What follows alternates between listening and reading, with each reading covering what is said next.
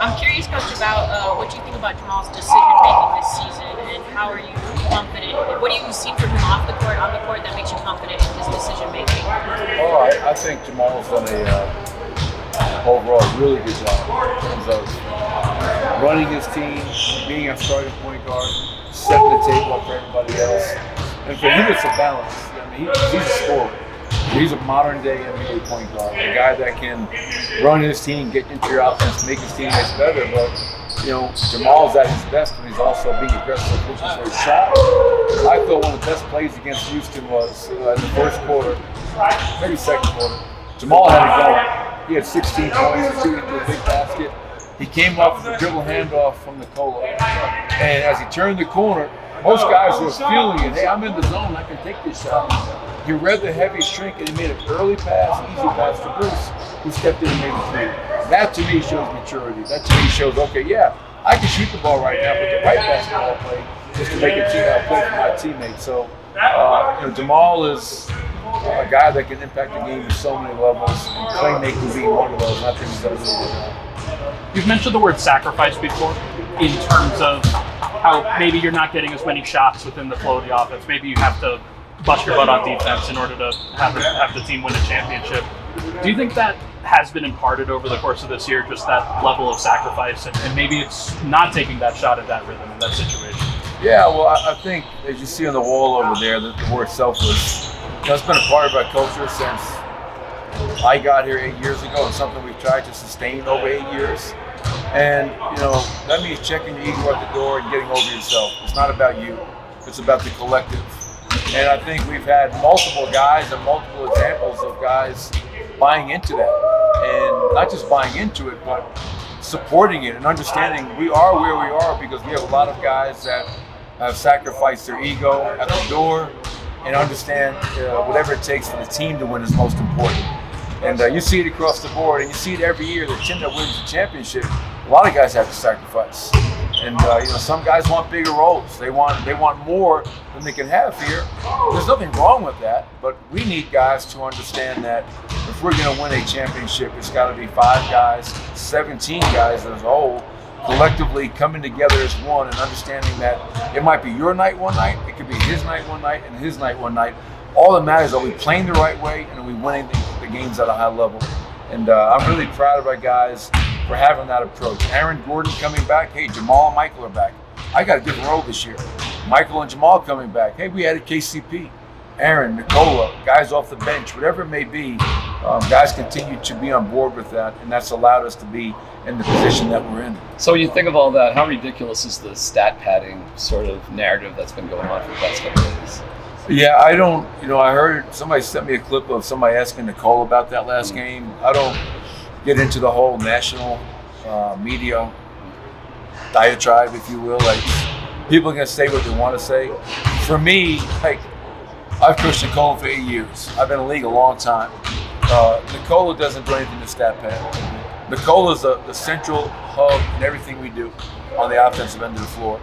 And just because he's that skilled to be an assist, 10 assists per game center, don't hold that against him. Right. It's not like he's going to make the right play. And the most important thing is this. I do know that we're 24-0 when he has a triple-double.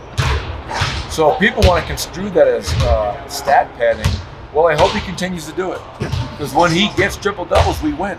It's not an empty stat. Like, it's not like, oh, another triple-double. It impacts our winning because he's an MVP player. And when he contributes in all those different ways, that allows us to play at a much higher level. What's our record when he doesn't get triple-double? Oh, my gosh. 500. So there, in and of itself, speaks to his greatness and the importance of him continuing to pad his stats. And yet, Coach, I don't know if I've ever heard him comment on a national media narrative until he said that. Do you get a sense that that specific sort of insult or whatever you want to call it is personally affects him more, or do you feel it's a cumulative thing that he's just such a lightning rod for some reason? Really good question. I think Nicole obviously could have a much better answer because I can't read his mind. I do know from my 8 years, and I do know from conversations with Nicole that the individual awards, like, that's not what drives Nicole. Like, when he wakes up in the morning, he goes, man, 3-time MVP. I got this. No, it's how are we going to beat Memphis tomorrow night? A team that just blew us out in Memphis. How are we going to win a championship? Get to the NBA Finals, right? Things that we haven't done yet. So, but I think after a while, like for whatever reason, maybe this comes with greatness, right? I mean, like teams hate Duke. Why? Because Duke's been really good for a long time. Teams hate the Yankees because the Yankees have been really good, whatever it is. So maybe like they're just tired of this player, non-athletic player from somewhere Serbia, continue to kick everybody's ass. Maybe people have a hard time with that. I don't know. But for him to say that, hey, you know what, I'm padding my stats, yeah, it probably signals that maybe something touched a nerve. Because he knows that he's a basketball purist. He's not doing anything to pump his own numbers up. It's just not in his nature. And it's silly to think otherwise. One more. It feels like Bruce has had his most regular role where he's not jumping from starting point guard to bench wing. He's kind of locked into that one role now. Do you think that'll benefit him moving forward? Yeah, I think, but not only will it benefit Bruce Brown, but I think it's really going to benefit that second unit. That was why it was so important to get Aaron back, so we could have that starting group in place and get them playing at the league best level that they played all year long. And then that allows that second unit of Reggie, of Bruce, of Vlatko, of Thomas, and either Jamal or KCP or Christian to kind of find their way. I felt in that Houston game, I felt Reggie Jackson really kind of, first game where I felt him feel really comfortable. Now, we had met that morning after our meeting, and I said, hey man, like, stop trying to keep everybody happy. Like, you're out here not playing your game, and it's not doing us any favors. As I said, I want Reggie Jackson to be Reggie Jackson. Play your game. I'm going to put you in pick and roll. Get downhill, make a play, score, find the open man. And I felt 8 assists, 1 turnover in the Houston game was great. Now the next guy, and I talked to him today, is like Thomas Bryant plays so hard, plays with so much emotion, but he's fighting himself right now. I said, Thomas, do me a favor. Breathe. Just breathe. Take a deep breath. Because you're here for a reason. We wanted you. I want you. I love you. And I just feel like you're just fighting yourself. You're trying so hard. And you just gotta relax, man. Take a chill pill, relax, smile. And it's hard for him because that guy knows I'm never going to question his work ethic. I'm never going to question how emotionally invested he is. But he's just got to kind of take a deep breath, relax a little bit, and let the game come in. Hey, I think when he does that, that second unit's just going to take off. Sorry about that. Have you seen what's going on downstairs with Bruce Springsteen being here? No, it's funny. I'm a big Bruce fan. Yeah. Being back east, saw him in concert a few times. I wasn't able to get tickets for tonight. It's kind of strange. Really? I'm only kidding. But we got a game tomorrow night. As much as I want to go see the boss and just feel his energy for 3-4 hours, I'm going to be watching clips of John Morant going coast to coast.